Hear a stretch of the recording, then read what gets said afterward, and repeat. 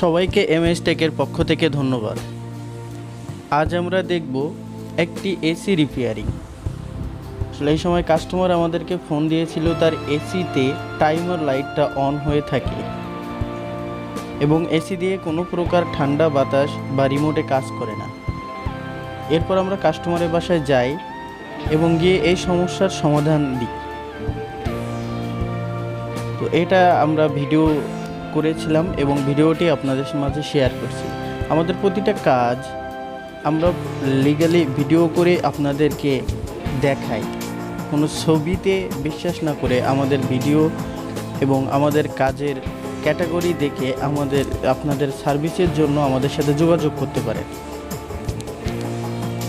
দেখুন, এসির ইনডোর কাভারটি খোলা হয়েছে এবং খোলা হয়েছে এই কারণে যে কেন এসিটিতে টাইমার ব্লিঙ্কিং করে এবং ফ্যান মোটর চলে না, বাতাস হয় না, ঠান্ডা বাতাসও হয় না।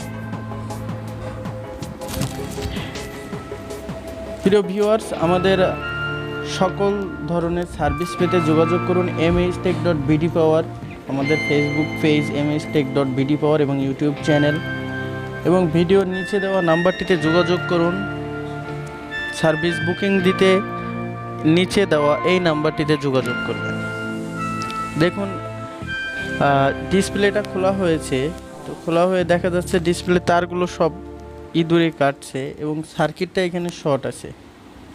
তো এই সার্কিটটা আমরা এখন খুলবো এবং রিপেয়ারিং করব, করে পুনরায় আবার ওখানে স্থাপন করব।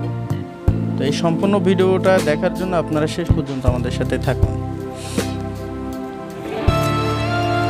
আমরা AC servicing, AC repairing, AC shifting সব ধরনের কাজগুলো করে থাকি এবং এসি সার্ভিসিংটা আসলে খুবই জরুরি। এটা আপনারা বছরে কমপক্ষে হলেও 2বার বেসিক সার্ভিসিং করিয়ে নেবেন এবং মাস্টার সার্ভিসিংটা একটু দেরিতে করালেও বছরে 2বার, মিনিমাম 2বার বেসিক সার্ভিসিংটা করিয়ে নেবেন। আমাদের আছে হাই স্পিড ওয়াশার পাম্প, আছে দক্ষ টেকনিশিয়ান, আছে এক্সপার্ট ইঞ্জিনিয়ার এয়ার কন্ডিশনিংয়ের উপরে।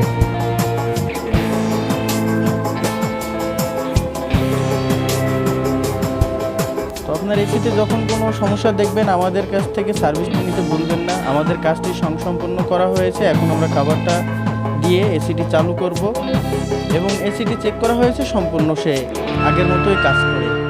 আসসালামু আলাইকুম।